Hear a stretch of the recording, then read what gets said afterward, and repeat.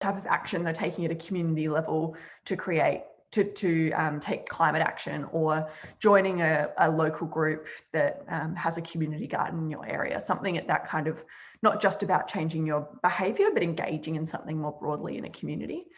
And the final step we have here on the pathway is system change maker, which is where you're working towards a more just, sustainable and equitable system for everybody, not just for yourself, your immediate friends or family in your community. You go show up at protests, you educate yourself, you divest your banking or whatever it might be to be aligned with your values, and you're contacting your elected representative to voice your opinion. So we, as I mentioned, we see people move through this pathway, and we find that a lot of people that join our shift groups are down the left-hand side of at the left-hand side of the pathway in personal behavior change and community behavior change, which is a really good thing. It's really good to do these things where you're aligning your behavior and trying to engage your community to align their values and their behavior. But what we also see down this end of the pathway is that people can be really consumed by feelings of guilt and shame and feeling overwhelmed. Because like you responded in your poll, feeling overwhelmed about there being too many issues, and probably feeling overwhelmed at the scale and intensity of some of those issues and urgency of them, and then responding by like seeing the wildfires, the bushfires in Australia 12 months ago, and then riding your bike. Sometimes it doesn't feel like your response is proportionate to the scale and the urgency of the challenge that we're facing. So we find that a lot of people that are more down the left-hand side of the spectrum is that they are experiencing a lot of feelings of guilt. And I definitely was here for a really long time. And I remember having like a breakdown in a supermarket one time when I forgot to bring my reusable bags, because I was like, oh my gosh, I need to use a plastic bag. I haven't used a plastic bag for like 18 months and feeling so much guilt and shame as an individual, like individual responsibility. And of course, it's really good to try to do all of those things. But the important thing to note about the kind of challenges that you're talking about that you identified in that first question, mental health for people, Indigenous deaths in custody, gender equity issues, climate and food, is that we can't shift the dial on them for everybody just by changing our own individual behaviour. We have to engage with these issues. They're system issues. They're affected by policy and decision makers that hold a lot of power. And if we want to be changing those issues and affecting them for everybody, not just ourselves, then we need to be taking action on the right-hand side of the pathway as well. So I think that this has really been a really interesting learning for me, and I think it's a journey that we're all going through. Neither side of the spectrum is like better or worse than the other. Like I think of it as being personal behavior change and community behavior change is about being a really good person, and being a community and a systems change maker is about being a really good citizen, looking out for people all around you, considering the impact of the system on everybody around you. So that's probably all feeling a little bit intangible at the moment. And you might be thinking, well, like, how do I even do these things? It's all well and good to say, like, be a community change maker, a systems change maker. And the reason that I'm raising this pathway is to say, when you're thinking about your role as a change maker and how do I influence and impact these really big topics that you've brought up, the way that you can have the most impact is when you have that community and systems change making mindset. And it's usually, and it also kind of releases you from some of that guilt and shame that you may or may not identify with that feeling, but I know that I definitely did for a really long time, because it takes you out of it a little bit more and doesn't make you feel as personally responsible for some of these really big issues. And it can be really empowering and feel very powerful to engage in your community and in the system to create change on some of these issues. So I know a couple of folks have jumped in, so I think, oh, thank you, Hannah. I see you've reposted the Mentimeter link. I'm Ash for the people that have just joined. So I'm going to put up another question on that link if you still have it open. And I'm interested to know, where do you see yourself? When I was talking through the pathway, where do you kind of identify on that pathway at the moment? You're like, yeah, I think I'm in that space at the moment. That's where I feel most comfortable and where I probably feel like I'm creating change. And you're creating change everywhere on that pathway. And as I mentioned, almost everybody that comes into our shift group starts in that personal behavior change or community behavior change space. And over the 4 weeks, we're really trying to encourage them to take some more of those community and systems change-making actions to test it out, see how it feels, how it's impacting them. So we've got a couple of systems change makers, amazing, community behavior change, community change making.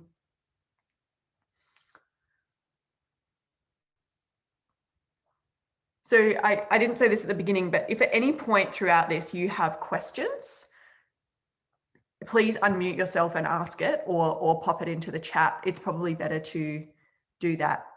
Like I'd prefer to do it whilst we're talking about it as opposed to at the end, because at the end it's going to be like 2:30 in the morning for me. So I probably won't necessarily answer as well. So please jump in at any point. That's really great to see. So we've got kind of a spread across the spectrum, which is what we normally see, in a couple of systems change makers feeling confident in that kind of creating a more equitable system for everybody, which I think is really important. And to reflect on what Hannah said at the beginning when she did her acknowledgement of country and spoke about power, and we're talking about power, there's also, I think, I also think of this through a lens of privilege and power and responsibility, that a lot of people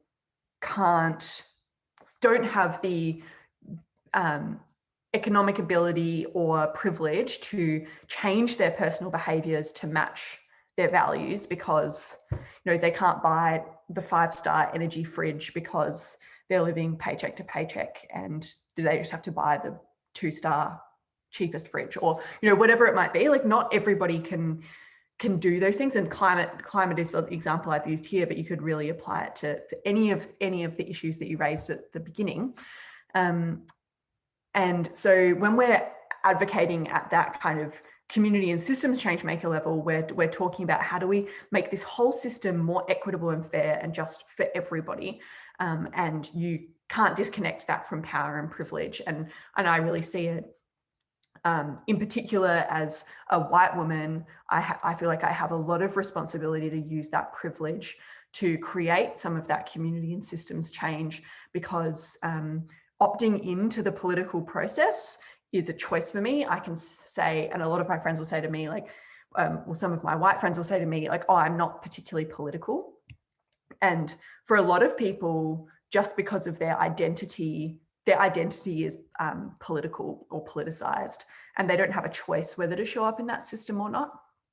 So I think that's something, I just wanted to throw that out there as a reflection as well, and something that I really think about when I think about change making. You have to be thinking about power and privilege, and I think that increases your responsibility. Like, we all have different levels of power in different spaces, and we're going to talk a little bit about power now, actually. So I wanted to share an example that I really like thinking about as well. So you may have heard of the term carbon footprint or carbon footprint calculator. It's a pretty common phrase thrown around. And you may not know, though, that this phrase, carbon footprint, and the actual idea of calculating a carbon footprint was created in 2004 by British Petroleum, BP. And they hired a huge PR company called Ogilvy in 2004, because there was this challenge they were facing where people in the public were starting to talk about climate change more and carbon emissions more, and they wanted to look like they weren't really responsible, and that it's not the fault of these giant extractive industries, oil and gas companies, and push that blame and the attention back onto individuals. Like, this was literally the brief that they gave the PR company, which is publicly available. So this PR company in 2004 unveiled for BP a carbon footprint calculator so that individuals could assess how their normal daily life, going to work, buying food, traveling, is largely responsible for the climate emergency that we see ourselves in. And 20 years later now, since almost 20 years later, carbon footprint is prolific. It's something we see everywhere. There are literally thousands of calculators online. So many organizations use them, so many businesses use them. And I love this tweet that BP did last year in 2020. The first step to reducing your emissions is to know where you stand, and asking people to use their new calculator and share their pledge. And someone's responded here, I pledge not to spill 4.9 million barrels of oil into the Gulf of Mexico. And you can see on the far right, I've taken a screenshot from The Guardian, that BP is the 6th largest polluter in the world. So when you think about a company of this scale, placing the responsibility and onus on individuals whom have no choice but to use oil and gas, because it's built into the wires around us, the electricity that comes into our house, the cars we can drive, absolutely everything. You see how some of the limitations of just doing personal behavior change. And I think, like, I went through BP's carbon footprint calculator and kind of did a bit of a case study. Like, what if I was filling this out as someone who lived in Australia, who didn't have a permanent address, that slept rough, that only ate at a soup kitchen, that didn't have a car, didn't have any like formal way of transportation, and didn't travel, didn't eat meat in the soup kitchen. Your carbon footprint, if you were all of those things, would still exceed that of like one planet. Like what they say your carbon footprint needs to be to live sustainably on the planet. So if that's kind of just like a little bit of an anecdote to say, it's actually not possible really in the way the system is set up and in our society is set up to live within those bounds, to be share a pledge and reduce your carbon footprint. We're kind of really set up to fail in that sense. So I don't mean to say that in a depressing way. In fact, it's meant to be the opposite, to say that it highlights for me, when we're reflecting on the pathway to change making, that we really need to be taking actions as individuals, as people that are passionate about some of these issues in our society, to put pressure on companies like BP to change policy making in our government, all levels of government, to ensure that we have a system that allows us to live sustainably. We can't make individual behaviour change that prevents Indigenous deaths in custody. We can make personal commitments to anti-racism and continuous learning and decolonisation, and they're incredibly important, and we all need to be doing that at an individual level, but that's not going to address the immediate urgency that Indigenous folks keep losing their lives in custody in Australia. So some of these things, when you start thinking through that pathway, you're like, okay, that's actually really a powerful place for me to be as a change maker. So I hope some of those examples are starting to illustrate that for you. So that's all well and good, Ash, but like, how do you actually be a community or a systems change maker? At Shift, we talk about having 4 spheres of power as an individual when you're thinking about community and systems change making. And we think of these spheres as a bit of your toolkit for change. These are the things that you have available to you to take action on an issue you care about.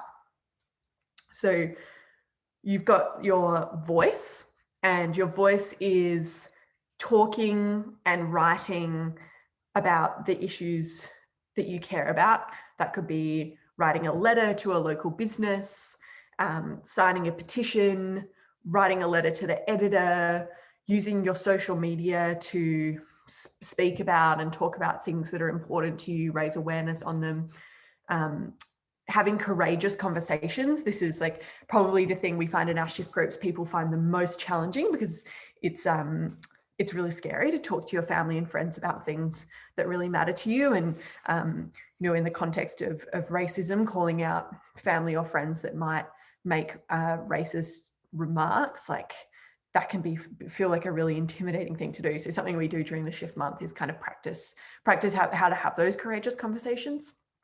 So that falls into the sphere of vote, and the boundaries between them blur a little bit, but this is just kind of a framework to think through it. The second is your vote. So that's literally your vote in your municipal, state and federal election, being well researched and educated on the candidates, knowing who's representing your values and the things you care about, using that vote responsibly. But it's also everything that goes outside of just the electoral system of voting, to engaging with your MP, engaging with your federal and state MP and your local councillors, like joining a union or joining a political party if that's something that aligns with the things that you're passionate about. And being like, we have responsibilities and rights as citizens within all levels of government to ensure that they're reflecting the views of their constituents in their community. And something that we find a lot in the shift month when we talk to our participants is most people don't even know who their state or federal MP is, and that's completely fine. It's something that if you don't know, that you should definitely look into, because they are elected to represent you and are doing that every day in the state or federal or territory parliaments. But that's something that's something new in Australia in particular, that we are, especially as young people, more disengaged and disenfranchised from the political system than ever before. And that's a real problem for the issues that you've written at the beginning that you are passionate about, because a lot of them, if not most of them, the most powerful systems-wide change we can make is at a policy level in the political realm. And when we don't show up, especially as younger people, to engage in that voting system, political system, we allow the power to disproportionately sit with companies like BP, which unsurprisingly is like, a major donor to all political, or to the major political parties in Australia. They can essentially buy influence because people like us, like a lot of young people, aren't showing up and engaging in that system. And it's not young people's fault at all, because it's kind of, the system's kind of being designed that way to make us feel incredibly disenfranchised. And why wouldn't we, especially with what's going on at the moment? It's can be really frustrating. And I know we've got someone on the call here from Sri Lanka as well. And I don't know much about the Sri Lankan political context at the moment, but I wouldn't be surprised if people were also, especially young people, were disenfranchised in Sri Lanka. So that's the vote. That's like just engaging the political system, learning who's representing you, writing them a letter, asking for a meeting, calling their officers, like taking that plunge. The third sphere is your dollars. And this is where you do and don't spend your money, invest your money, have your money banked, where your superannuation is, and aligning that with your values. So if climate change in agriculture and the food crisis is something that is important to you, then not having your banking in a bank that also invests in fossil fuels. Or if Indigenous justice or Indigenous death in custody is something that you're thinking about, it's like, okay, where do I spend my money in a way, or not spend my money in a way that aligns with that? So thinking about organizations you can donate to, paying the rent, to thinking about, are there institutions like banks that have made public statements on the issue that care about it? So that's the kind of, it's a really important one, because it's about your power as a customer, but using it to create that community and systems change, not necessarily just like just personal behavior change, although a lot of these things can be aligned. Like You can use your sphere of power of your dollars and combine that with your your voice, and decide, okay, I'm not going to spend my money at X shop because they've been using exploitative practices in their clothing manufacturing, and I'm going to use my voice to let them know that. I'm going to send them an email and post on social media to let them know that I was a customer, I bought many things from there, and I'm not going to be doing that anymore because you are using these practices, and I would like to see a change. So there can be a lot of power when you combine those spheres. And the fourth sphere I want to talk about is time, and that's about showing up, using your time, perhaps your most precious resource, showing up in solidarity to support events, volunteering, joining a community group, door knocking when it comes to an election time, if there's a cause or a candidate that you're particularly passionate about, when there are artists or musicians that are performing that are from underrepresented groups in those spaces, like showing up, spending your money there, those kind of things. So really thinking about your time. So these are the kind of I consider them, they're kind of these lenses I view problems through. So if something happens that makes me feel angry or upset, for a really long time, I would see those things and it would compound to this overwhelming sense of powerlessness and this feeling of being overwhelmed that I had, that I think a lot of you can identify with based on your survey responses. So I would read an article on the front page of the Herald Sun, sitting on the kitchen table in my workplace kitchen, that was racist or homophobic or misogynistic, and I'd be like, great, another day, another reminder of how powerless I am and how frustrated I am by this. And then when I started thinking about things in these spheres of power, I'd read that article and I'd go, okay, voice, vote, dollars, time, what can I kind of do to create change on this? I can write a letter to the editor. I can email the media regulatory body to say that this is a racist article that's been published in the Herald Sun. I can use my dollars to become a monthly donor to The Guardian, an independent media outlet that I know has a higher standard of journalistic integrity. I can speak to my workplace about why are we even subscribing to something like the Herald Sun, and we shouldn't be, and that's probably a pretty large contract if the whole building's getting this paper. Can we change that? So using the dollars and the voice and letting them know why we've unsubscribed. Contacting advertisers who've advertised on the same page as this article and saying, hey, Harvey Norman, I don't know if your ad is, that your ad is next to this really racist piece. Is your company aligned with this article? Because it certainly looks like it is. So this started for me to kind of shift the way that I thought about my power and creating change. And there are probably a lot of different ways that you can think about it. This is just kind of an offering to you this evening of maybe this resonates with you. Maybe it helps you think about being a community or a systems change maker. So the next thing I wanted to talk about, and once again, if you have any kind of questions or thoughts, please feel free to jump in,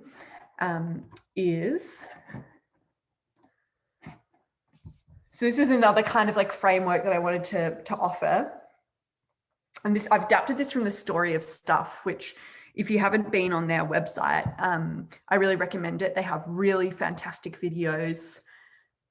Probably, I was going to put one in tonight, and they probably explained what I'm saying in a much more articulate and coherent way.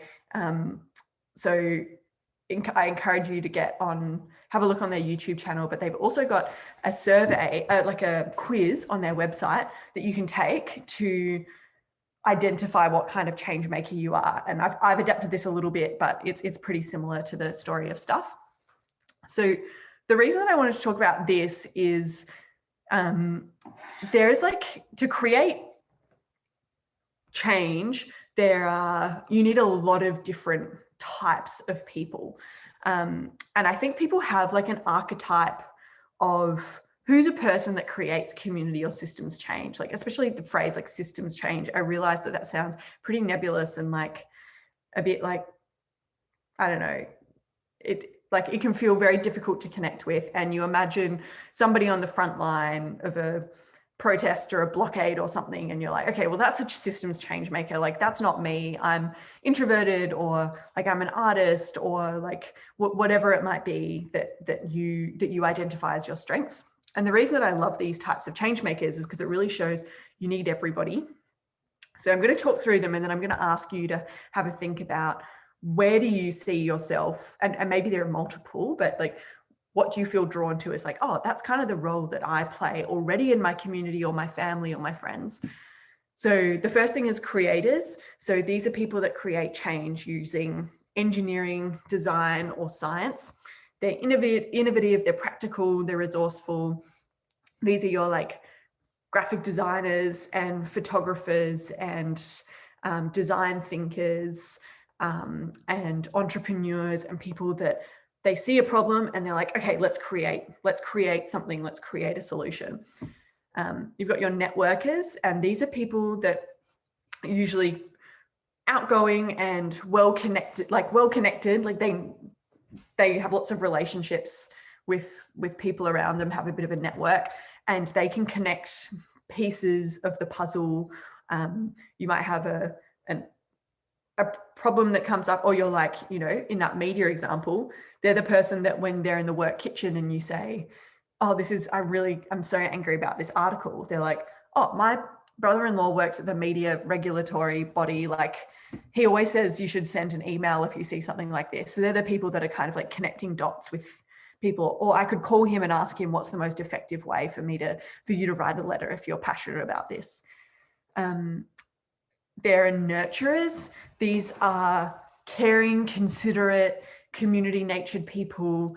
And I love this quote, have you eaten yet? They're the ones that are making sure the change makers are well fed and hydrated and sleeping and looking after themselves. And they're thinking about the whole person and the whole group, and not just the issue all the time. They're like honoring the individual. And these people are so essential to any community group or campaign working, because it can be really easy to burn out and not think about yourself enough. There are the resistors. They're people that show up. They're using that time sphere of power as their most powerful sphere. They are like, they're attending the event, they're attending the climate march, they're always there, showing up for each other. They're confident, and that's kind of like the role they play, is like the person you can rely on to show up to the event that you schedule, and you're like, I don't know if anyone's going to come. The communicators, they are really good at communicating issues and sharing knowledge in a really compelling, accessible way. These are people that are great at writing, they're great at public speaking, they're great at connecting with other people. And so they're the ones that are making the flyers for your group, or doing social media posts, or engaging with media, or just like talking to people, communicating what's going on. And the final one is investigators. So these are the people that love research. And when you present them with a problem, they are immediately thinking, okay, we need to get more information on this. These people are so critical.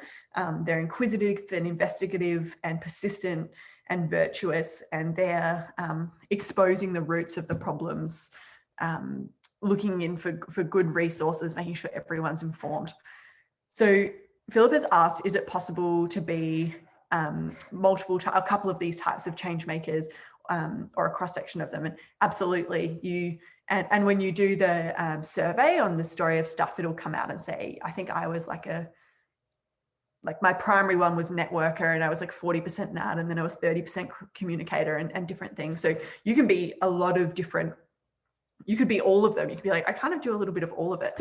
The reason that I wanted to share it tonight was thinking about, when you're thinking about creating change in your role as a change maker and starting to take action, I really wanted to emphasize that there are so many different ways to do that, and it's not just one type of person that does it.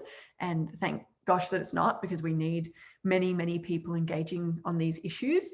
And just really encourage you to think about what kind of strengths everyone's kind of outlined the things they're really passionate about, but what are your strengths that you're bringing to these issues that, because when you lean into your strengths and combine that with your passion, then something like really, really powerful stuff can happen, and it's probably going to feel better for you. And you're not going to be like, oh, I'm just entirely out of my comfort zone, I feel so uncomfortable doing this. Then it's probably not going to be a very fun experience. And at the end of the day, like, this should feel really fun and empowering. So yeah, I think you're going to be able to answer, it should be set up so you can answer for multiple of these. If it doesn't allow you to, then have a think about which one do you identify with most. What do you think, if you did the survey, would come out on top if that question's coming up for you? We've got a nurturer. Beautiful, so important. I'm going to share a story after this that kind of illustrates these different roles. A communicator, a couple of communicators, really important. I find myself doing a lot of kind of communicating roles, probably just because I don't stop talking, not really because that's necessarily the best thing for me to be doing. And a networker, amazing.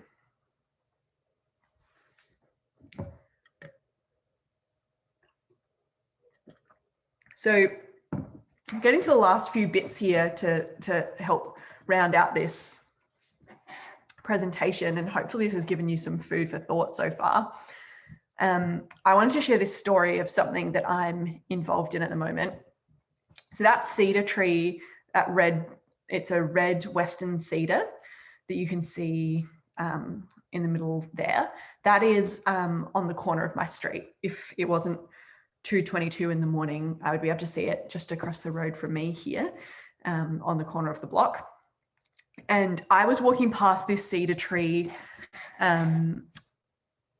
like 3 weeks ago, and I saw this little sign, just this one piece of paper on it that said, "Save our cedar." And I was like, oh, I wonder what's going on there. Is that meant to be cut down, or what's going on? It's on the corner of a public park. There's tennis courts there. And then I saw there was this elderly woman sitting under the tree, and I started talking to her safely and masked from a distance, because we're fully in the brunt of a third wave of the pandemic here, and said, like, what's going on? And she said, I live across the road. This tree is going to be cut down tomorrow. They're redeveloping this whole block. It's turning into private condos. And yeah, they're cutting down this tree. And as you can kind of see from the image, it's like right on the edge of this block, of this huge, huge park. So I was like, that is so strange that they wouldn't be able to keep this tree. It's a 205-year-old cedar tree. So I talked to her a little bit about it and got her number, and a couple of other neighbors from the area started coming out. And as I mentioned, I've been in Canada now for a year, 14 months. So 12 and a half of those months have been during some form of lockdown. So I haven't been able to meet anyone in my community. And as someone who's like really community driven, that's been a challenge for me, feeling like quite disconnected from the place that I live here in North Vancouver. I haven't had a chance to meet neighbors. I've never like actually been able to do that. Everything normal has ended the whole time I've been here. So there was this really cool opportunity to start speaking with mainly like really elderly neighbors. And we were like, okay, well, we should do something about this. So we decided to start a petition online to raise awareness about the issue. And I was like, I'm going to call the city and find out what's going on first thing tomorrow morning. And let's try to have as many people here as possible so that they can't cut the tree down. Like, just to be like, you not allow them just kind of come in early in the morning and remove it. So we started this petition, called the city, spoke to some councillors. They were like, it's actually not the city's problem. It's the city's given all the permits. So like the city is the problem. But anyway, that this private construction company, this huge development company in North Vancouver, has the contract and they have the permits and they can remove the tree. They're well within their rights to do that. There's no bylaws in the city that protect ancient trees like this, like first growth trees, which is pretty outrageous and pretty unprecedented. It's a really kind of regressive move from that council. So we had this group of people show up at the trees. People called people they knew and neighbors. And the next day there were like 30 people at the tree. And we were just getting petition numbers, like racking up so many petition numbers, increasing all the time. Media showed up. We were on TV and radio. And fast forward to like 3 weeks later, the tree's still in the ground. It's not totally saved yet, where we've had all this, so much stuff has happened. We've really excitingly had a bylaw passed at a council meeting last week to change, a motion passed to change the bylaws to protect mature, healthy trees like this on private property, so that this never happens again, which is a really huge systems change, because it's not just about this one tree. We've have 22,500 signatures on our petition. We've been in so much media coverage. People love this story, especially in a pandemic, because it feels wholesome and community-based. We've had that image in the middle. You can see there's a band in the far right-hand corner. We've had live music at the tree 3 or 4 times. We had a 4-piece ukulele band called the Spring Chickens, who are all 80-year-old women playing. We've had this like very cool band come and play from Vancouver. We've had artists doing live paintings of the tree and auctioning it off. We've had artists come and do rock painting for kids. And at the same time, we've been encouraging people to contact Darwin Construction, this construction company, and email their president, hit them up on Facebook. You can see there's that beautiful little email from Alexander, who's a kid of one of our community members. So we've ended up with this group, 22,500 people online, but like probably about 40 people who are all neighbors that live in this block, and showing up every day to sit under this tree and make sure it doesn't get cut down. And what has been so amazing that the bylaw passed, amazing that hopefully we're going to be able to save this tree. But people have met each other, never would have met each other before. Like we have, I've made all these friends and community members I never would have connected with. I have had like young people in the group have been helping elderly people register for their COVID vaccines. We've had, all these artists and musicians, these nurturers that show up every day with coffee in the morning and donuts for people, the creators that are creating videos. And I think the reason the petition has done so well is because some like TikTok star came and made a TikTok video and it got like 70,000 views or something, which is like something I never would have known how to do. So there's just been this like, I wanted to share this like little micro local example on my block of something that I've stumbled into and helped become part of this group of people passionate about this really local issue that's about this tree on this block, but it's about the protection of mature trees in the city, in the province. Just like Australia, Canada has real problems with logging first growth forest. And we've had actually the initial woman who was sitting under the tree who I chatted to, she's a Squamish elder, which is one of the traditional unceded territories that this, what's currently called North Vancouver, or known as North Vancouver, is founded upon their unceded ancestral territories. So this whole thing was started by this Squamish older woman. She's an elder in her community who knows about the importance of this tree, and for the Squamish Nation, they have an incredibly strong connection to the cedar tree, the red cedar in particular. So it's also, we've had people in the group learning meeting First Nations folks for the first time, and so there's just been like, I could talk about it all day. It's really exciting. So I will stop talking about it. But the reason I wanted to talk about it is because when we're thinking about those 6 types of change makers, all 6 of those types are scattered throughout my block and this little community group that's come together. It's a lot of people that have said to me they never ever would have done something like this or been involved in something like this before. They've never even called a councillor or even knew anything about their local council. I've had one person say to me that this tree has stopped them from committing suicide, because it's been a time of extraordinary isolation and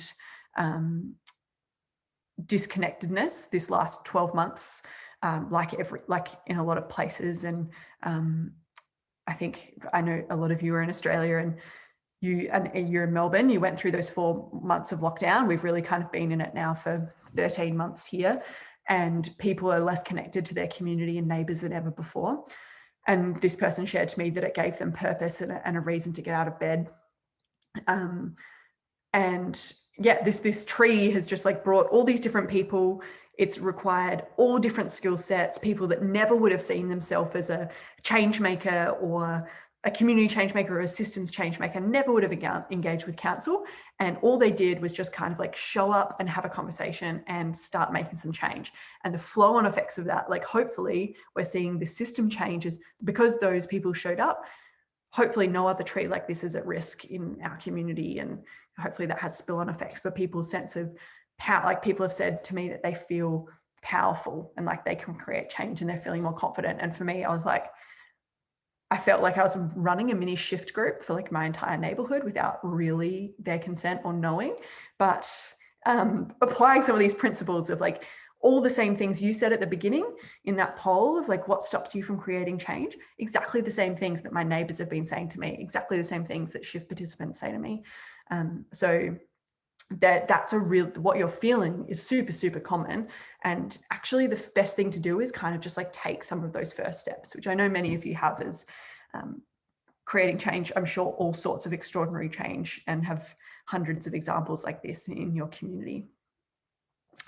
So to wrap up, I wanted to talk about, I was wondering what all these blue lines are. I think it's got like a marker thing that's moving around. Getting started as a change maker. And a lot of this stuff isn't going to be unfamiliar to you. And I really, my purpose of tonight and why I'm really grateful that Hannah and Blaze invited me is to just kind of share some of the things that I've learnt over the last 3 years of running Shift and supporting young people to start taking action. And hope that some of those things, either just like something that I've said in there resonates or hits home with you, where you're like, oh yeah, I see myself in that, or that's a different way I can think about that issue. And that you start realizing, if you haven't already, that like you do have extraordinary power to influence change on the issues you care about. And probably the biggest lie we're told is that we're not powerful. And it's really dangerous and it has a really significant impacts, I think. So like I said before, like my like overarching advice is just like show up to something. So I think the fourth point on here, find out what campaigns are happening in your community. See what campaigns are running, what local groups there are. If there's a particular issue that you're passionate about, like a lot of you said, climate change, what environmental groups have groups in your local area. A lot of the big orgs will have like community groups for the inner north of Melbourne or the southern suburbs or like western burbs or whatever it might be. I lived in Melbourne for a long time, that's my context there. But just go along to a couple of meetings or events and meet people and be like, do I see myself in this? Does this feel like what I'm passionate about? Could I create change here? Just kind of have a mindset of like curiosity and exploring. The top thing I've got is around listening and learning. Probably like one of the most important things we can do as change makers is acknowledging like our power and our ability to affect our privilege, and just learning about the issues and how does it impact everybody. Being an ally, really making sure, I think, there can be it can happen for people that want to create change that they often speak. It can be easy to speak for people instead of amplifying the voices of people who are most impacted by an issue. So it's always worthy thinking about how can you really be an ally in movements, and how can you support folks and amplify the voices of people that are at the front line of these issues. Really simple thing is just join mailing lists of organizations you're interested in. And I know, like, you know, REDxYouth has lots of REDxFutures, I think we're called, has lots of interesting actions you can get involved in and things you can take a part in. Aligning your behavior and your values, which we spoke about, using that spheres of power lens over things, and just kind of get involved in your community, show up to things. You never really know what might happen. The final thing to say, there was meant to be an image there, but that seems to have not worked. If you're wanting to learn any more about Shift at all, you can sign up to our mailing list. We send out a fortnightly list of email that has 5 actions you can take as a community or systems change maker. A podcast we're liking, something that we're watching, and something that we're reading. So it's like a short little fortnightly news blast. We have Shift groups running in May all across Australia. So I can drop in the link of how to register your interest if you just want to find out more about them coming up there. Like we're all volunteers, and the whole thing's free and community based, and it's really just about supporting people. If you feel like you've heard some of these things and you're like, I'd like to trial out doing that, then it's a 4-week program to essentially support you to do that with some great facilitators, and follow us on social pipes would be the other thing. So I know a couple of people have had to nip out, and that's no problem. The final question I have for the couple of you that remain is, what action might you take on your change-making journey after this presentation? So that should pop up, I think, as a little question box that you can answer into. So if you're still have that link and can do that.